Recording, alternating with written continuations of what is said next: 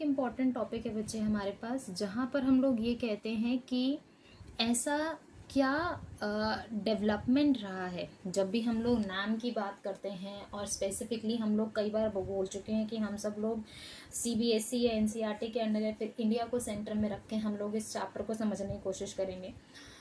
तो नाम पर्टिकुलरली किस तरह से इंडिया के इंटरेस्ट को सर्व करता है, यानी कि India as a nation, as a member of the non aligned movement किस तरीके से उसे अपने फ़ायदे के लिए इस्तेमाल किया। ऑब्वियसली हम लोग पॉलिटिकल लेवल पर, इंटरनेशनल लेवल पर एज अ फोरम या एक मूवमेंट में पार्टिसिपेट कर रहे हैं, तो कहीं ना कहीं उसमें हमारा फ़ायदा या दूसरों का नुकसान हो, या फिर हम उसे कहीं ना कहीं अपने फ़ायदे के लिए ज़रूर इस्तेमाल करेंगे।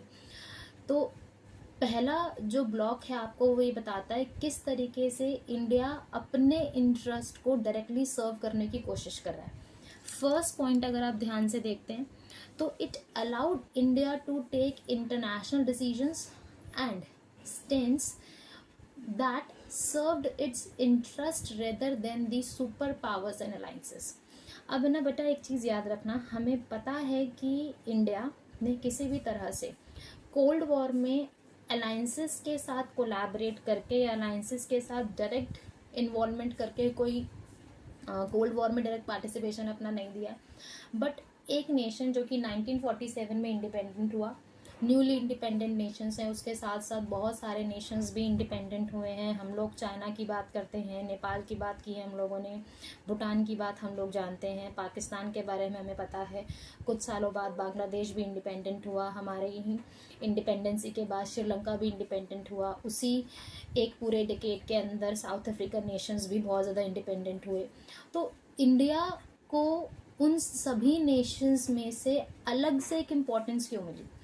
या अगर हम लोग जब एशियन लेवल पर देखते हैं, और अगर आप कोल्ड वॉर को कभी डिटेल हिस्ट्री में पढ़ते हैं, तो India was one of the nation amongst the Asian Nations जिसे यूएसए और यूएसएसआर किसी भी कॉस्ट पे अपनी अलायंसेस का मेंबर बनाना चाहते थे। अगर आप इंडियन मैप को देखते हैं बहुत ध्यान से, तो आपको पता चलता है कि एक साइड से चाइना यूएसएसआर का पार्ट बन चुका है, दूसरी साइड से पाकिस्तान कोल्ड वॉर का पार्ट बन चुका है यूएसए की मेंबरशिप लेके, बीच में इंडिया है। और जहां पर दोनों ही टीम्स या दोनों ही अलायंसेज ये कोशिश करती हैं कि चाइना की हेल्प लेकर यूएसएसआर इंडिया को अपने अंडर कर ले, या पाकिस्तान की हेल्प लेकर इंडिया को यूएसए अपने अंडर कर ले, पर दोनों ही फेल हो जाते हैं, क्योंकि इंडिया जो है इंडियन नाम के मेंबरशिप लेना ज़्यादा इम्पॉर्टेंट या ज़्यादा फायदेमंद समझता है। तो इंडिया ने नाम को क्यों चूज़ करा?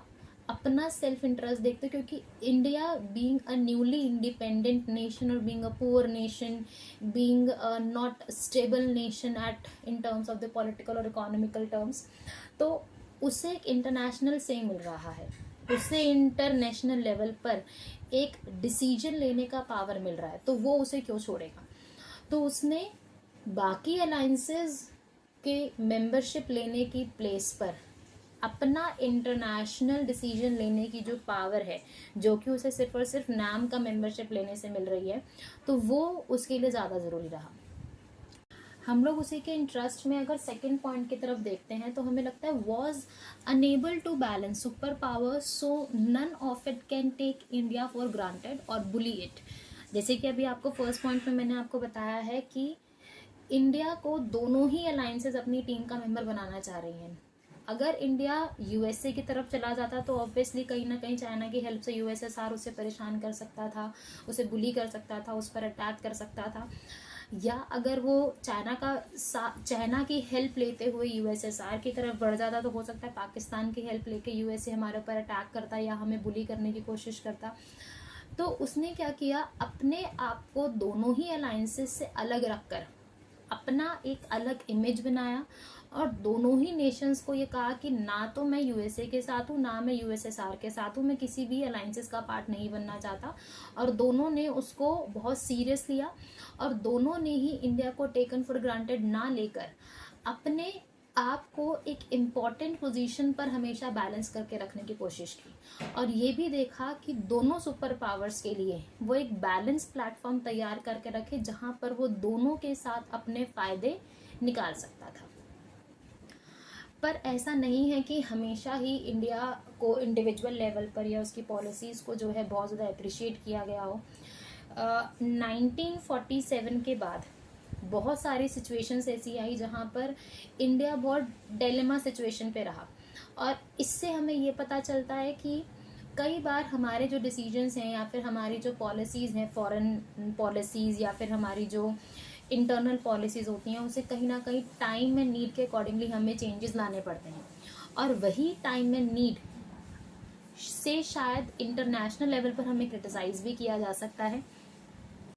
उन्हीं क्रिटिसिज्म को ध्यान में रखते हुए हमारे पास कुछ पॉइंट्स हैं, 2 पॉइंट्स हैं particularly examination point of view से। पूरा जो टेबल है बहुत ज़्यादा इंपॉर्टेंट है, और इससे हमें ये पता चलता है कि सिचुएशंस हमारे सामने बहुत सारी ऐसी बनी हैं इंटरनेशनल लेवल पर, जिससे हमें ये पता चलता है कि इंडिया की नाम की पॉलिसी को पर्टिकुलरली, इंडिया की नाम की जो पॉलिसी है पर्टिकुलरली उसे क्रिटिसाइज भी किया गया है।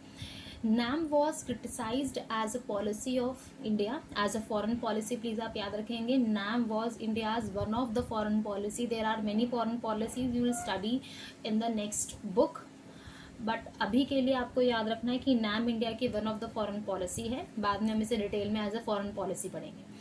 First point, it was unprincipled and India was enable to take stand on international issues. अब बेसिकली हम लोगों ने पहले भी पढ़ा है कि इंडिया को इस बेसिस पर क्रिटिसाइज किया गया है कि इंडिया कभी भी किसी भी तरह से कोई डिसीजन नहीं ले पाया, इसीलिए इंडिया, या फिर ये कह सकते हैं कि इंडिया डिसाइड ही नहीं कर पाया कि उसे यूएसए की तरफ जाना है या फिर यूएसएसआर की तरफ जाना है, या उसे कैपिटलिस्ट इकोनॉमी के थ्रू अपनी नेशन को रन करना चाहिए, या फिर उसे गवर्निंग सिस्टम को ज़्यादा पावरफुल मानना चाहिए और उसी के बेसिस पर उसको पॉलिसीज़ रन करनी चाहिए। तो वो बहुत ज़्यादा बैलेंस सिचुएशन पे नहीं रहा, इसीलिए इंडिया को क्रिटिसाइज़ किया गया इंटरनेशनल लेवल पर कि उसके पास 2 बहुत अच्छे ऑप्शंस थे, यूएसए और यूएसएसआर आफ्टर इंडिपेंडेंस, पर उसने उसको रिजेक्ट कर दिया। सेकंड पॉइंट जो है बेटा, ये बहुत ज़्यादा ज़रूरी है। सेकंड पॉइंट को एक बार अगर हम ध्यान से देखते हैं तो हमारे पास पॉइंट आता है कुछ कि, एक बार ध्यान से पढ़ते हैं। India sign treaty of friendship. Please term याद रखें, ये टर्म बहुत इंपॉर्टेंट है और कई बार यूज़ होगी पूरी बुक में, और एक चैप्टर है पर्टिकुलरली वहाँ पर भी ये दोबारा आएगी और नेक्स्ट बुक में भी इसे दोबारा रिपीट किया जाएगा। India sign treaty of friendship in 1971।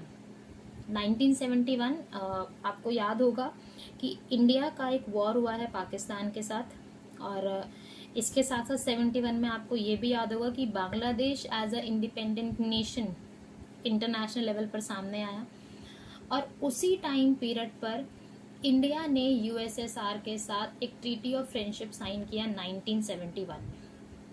और ये पॉलिसी जब इंडिया ने यूएसएसआर के साथ साइन किया तो उसके सामने बहुत सारे क्वेश्चंस लगा दिए गए, और इस ट्रीटी को साइन करने के पीछे जो रीज़न यूएसए ने दिया, उसने कुछ इस तरीके से अपने आप को जस्टिफाई किया कि पाकिस्तान वर्सेस इंडिया का एक वॉर चल रहा है, जहां पर बांग्लादेश, जो कि पहले के टाइम पीरियड पर आपका ईस्ट पाकिस्तान वाला पार्ट है, आपको याद होगा अगर आपने इंडियन हिस्ट्री को थोड़ा ध्यान से पढ़ा है कि इंडिया जब पार्टीशन की बात आती है तो पाकिस्तान को 2 पार्ट्स में डिवाइड किया गया, ईस्ट पाकिस्तान और वेस्ट पाकिस्तान।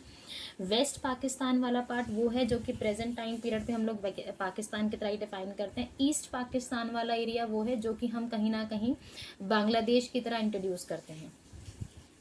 मैप में आप बहुत क्लियरली देख सकते हैं कि जो वाइट वाला पार्ट बीच में गिवन है वो आपका इंडिया है। वेस्ट पाकिस्तान और ईस्ट पाकिस्तान वाला रीजन है। जब इंडिया और पाकिस्तान के बीच में पार्टीशन हुआ तो पाकिस्तान कुछ इस तरीके से डिफाइन किया गया, वेस्ट पाकिस्तान और ईस्ट पाकिस्तान। हम लोग बाद में सेकंड बुक में पढ़ेंगे कि ईस्ट पाकिस्तान और वेस्ट पाकिस्तान के बीच में प्रॉब्लम्स क्या थी और ऐसा कौन से ऐसे फैक्टर्स थे जो कि ईस्ट पाकिस्तान को फोर्स करते हैं इंडिया से हेल्प लेने के लिए। और 1971 के टाइम पीरियड पे ऐसा क्या होता है कि इंडिया ईस्ट पाकिस्तान की पॉपुलेशन की हेल्प करने को रेडी हो जाता है और एक वॉर होती है इंडिया और पाकिस्तान के बीच में, स्पेसिफिकली 1971 में ईस्ट पाकिस्तान को वेस्ट पाकिस्तान से इंडिपेंडेंट कराने के लिए और Bangladesh as a independent nation की तरह दुनिया के सामने इंट्रोड्यूस करवाने के लिए। अब यहाँ पर आप एक चीज़ याद रखें और बहुत ध्यान से समझने की कोशिश करेंगे। जब भी आप मैप में देख रहे हैं तो वेस्ट पाकिस्तान यानी कि पाकिस्तान वाला ही रीजन है जो कि यूएसए के साथ कोलैबोरेटेड है और 1971 का टाइम पीरियड है, यानी कि कोल्ड वॉर अभी भी चल रही है, ख़त्म नहीं हुई है। कोल्ड वॉर ख़त्म होगी 91 में, ऑलमोस्ट 20 साल बाद। और ईस्ट पाकिस्तान वाला जो एरिया है वो भी कोल्ड वॉर में कहीं ना कहीं इन्वॉल्व है। इंडिया इस टाइम पीरियड पर अकेला हो जाता है क्योंकि वेस्ट पाकिस्तान वाला जो रीजन है वो यूएसए से हेल्प ले रहा है। इंडिया के पास ऐसा कोई भी नेशन नहीं है उस टाइम पीरियड में जिससे वो हेल्प ले सके। चाइना के साथ हमारे रिलेशन पहले ही ख़राब हो चुके थे। 1962 में हम लोगों ने एक वॉर फाइट किया था, वो अगेन आपकी सेकंड वाली बुक में आएगा। तो 1962 के बाद हमारे पास ज़्यादा अच्छे रिलेशंस रहे नहीं हमारे। चाइना जो कि एक स्ट्रॉन्ग नेशन था उससे हम हेल्प ले सकते थे, बट हमारे पास वो ऑप्शन था नहीं। तो हमारे पास जो ऑप्शन बचता था दूसरा अलायंस, यानी कि एक अलायंस तो पहले ही पाकिस्तान की हेल्प कर रहा है, दूसरा अलायंस हमारे पास वो है जो कि यूएसएसआर है। ऑब्वियसली जो बच गया अलायंसेस हमारे पास, हम उसी से हेल्प ले सकते, क्योंकि यूएसए इंडिया और पाकिस्तान दोनों की हेल्प करे ऐसा तो पॉसिबल नहीं था। तो इंडिया 1971 में जो भी वॉर होने वाली है पाकिस्तान के साथ, उस वॉर में फाइट करने के लिए फाइनेंशियल, मिलिट्रिकल या फिर डिप्लोमेटिक हेल्प कहने के लिए कहा जा सकता है, एक ट्रीटी हेल्प लेता है यूएसएसआर से बेसिकली। और यूएसएसआर भी ऑब्वियसली डिप्लोमेटिक गेम्स चल रहे हैं तो वो भी आसानी से तो हेल्प करेगा नहीं। अब वो भी हेल्प करने के लिए कुछ टर्म्स एंड कंडीशन सामने रख देता है। उस टर्म्स एंड कंडीशंस का नाम है ट्रीटी ऑफ फ्रेंडशिप इन 1971 और अगले 20 सालों तक वो ट्रीटी साइन कर दी जाती है। ऐसा कुछ प्लान नहीं है कि 20 साल बाद कोल्ड वॉर ख़त्म हो रही है इसलिए वो 1991 तक ऐसी कोई पॉलिसी साइन कर लेते हैं। रेंडमली 20 साल के लिए पॉलिसी साइन करवाई जाती है। तो इस पॉलिसी को बहुत ज़्यादा क्रिटिसाइज किया जाता है। रीज़न बिहाइंड कि कोल्ड वॉर चल रहा है, इंडिया नाम का मेंबर है, फिर भी वो यूएसएसआर के साथ एक ट्रीटी साइन करता है और दुनिया के सामने लोगों को ये लगता है कि इंडिया ने नाम की पॉलिसी को छोड़ दिया है और वो यूएसएसआर के अलायंस का मेंबर बन गया है, विच इज़ रॉन्ग। यानी कि इंडिया ने वॉर में हेल्प के लिए ज़रूर यूएसएसआर के साथ ट्रीटी साइन की, पर इस ट्रीटी का मतलब ये नहीं है कि इंडिया किसी भी तरह से यूएसएसआर एज अ अलायंस या कोल्ड वॉर में डायरेक्टली अपना इन्वॉल्वमेंट दे रहा है।